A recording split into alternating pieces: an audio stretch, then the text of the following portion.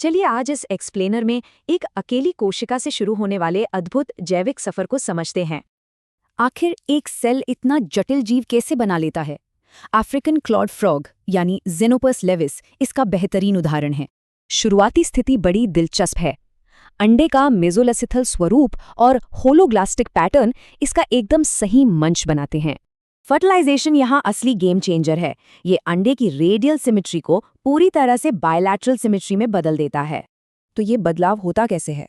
दरअसल स्पर्म की एंट्री विकास की इस प्रक्रिया में मास्टर स्विच बन जाती है। स्पर्म की एंट्री वाली जगह वेंट्रल साइड तय करती है, जबकि ठीक विपरीत दिशा डोर्सल साइड बन जाती है। फिर 30 डिग्री का कॉर्टिकल रोटेशन होता है। ये प्रोटीन्स की जगह बदलकर विकास की ठोस नींव रखता है। लगातार विभाजित होती ये कोशिकाएं एम्फीब्लास्टुला बनाती हैं। यहाँ शुरुआती ब्लास्टोमियर्स में पूर्ण विकास की असीमित क्षमता होती है। कोशिकाओं का ये सटीक स्थान बहुत जरूरी है, क्योंकि हर क्षेत्र को अब एकदम अलग जेनेटिक निर्देश मिलने वाले हैं। अब सबसे बड़ा सवाल, चलिए इस रहस्य को सुलझाने वाले जटिल जेनेटिक सिग्नल्स की दुनिया में गहराई से उतरते हैं। फर्टिलाइजेशन के बाद विशिष्ट मैटरनल प्रोटीन्स का नीचे खिसकना इस पूरी जैविक चेन रिएक्शन की शानदार शुरुआत कर देता है। सबसे पहले जीव की आधारशिला रखी जाती है। अब देखते हैं कि सबसे निचली परत यानी एंडोडर्म कैसे बनती है। वेजिटोल पोल के प्रोटीन्स सॉक्स 17 को ट्रिगर करते हैं, जो इस बुनियादी एंडोडर्म लेयर को आकार देता है।